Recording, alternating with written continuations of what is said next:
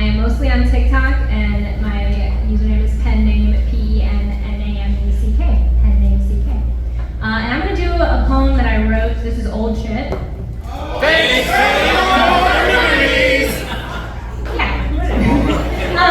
Perfect. And actually, so I'm about to turn 29. I wrote this poem when I was like 24, 25 about being 21 and walking into a student health center and getting prescribed antidepressants.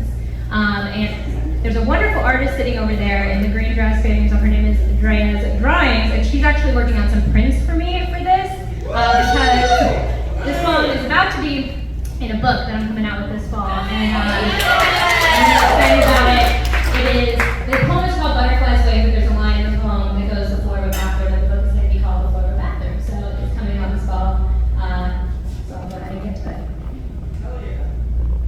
Start off on 10 milligrams of Lexapro.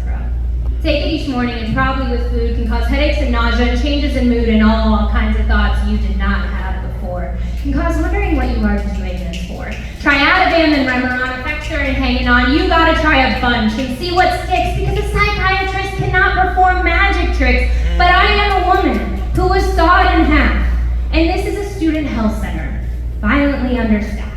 And I cannot find my will to live in the figurines of The Simpsons on the shelf of a man who's just trying to make a difference. And I used to take all the bottles to all the prescriptions and line them up numerically from the date they were written. And I thought if it got long enough, it would work like a map. Like breadcrumbs on a path, I could find my way back to where it all started and change everything. I'd take a fucking chainsaw to the butterfly's wing.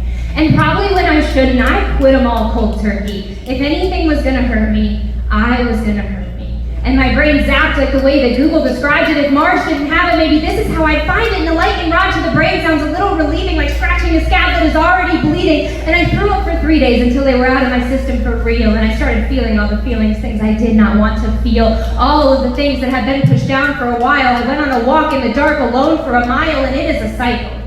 It is all a cycle.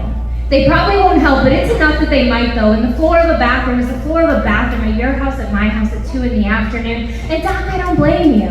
It is not your fault. You really did answer every time that I called. And it might be the fault of my parents or my brain or my agitating belief that we should all be the same, or at least that I should be a little more like everyone else is. A modern, self-aware, glaring deficit. But everyone on the internet is a bit of an armchair therapist. So he took their advice because it seemed like they cared a bit, and he bought a book about how they made up depression, how we can think our way out of this chronic stress we're in.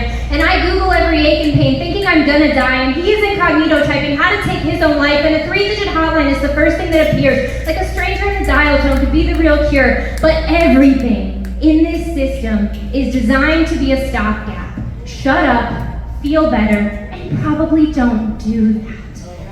And one day, they'll take him to the hospital, and then to court, and say we will get you help, and shove support down your throat. Back where we started, this time with bills from the hospital. In real life, you could charge $200 when you pass go, and they make you pass go like 500 times just to prove that you can, but no shoelaces or door handles or overhead fans.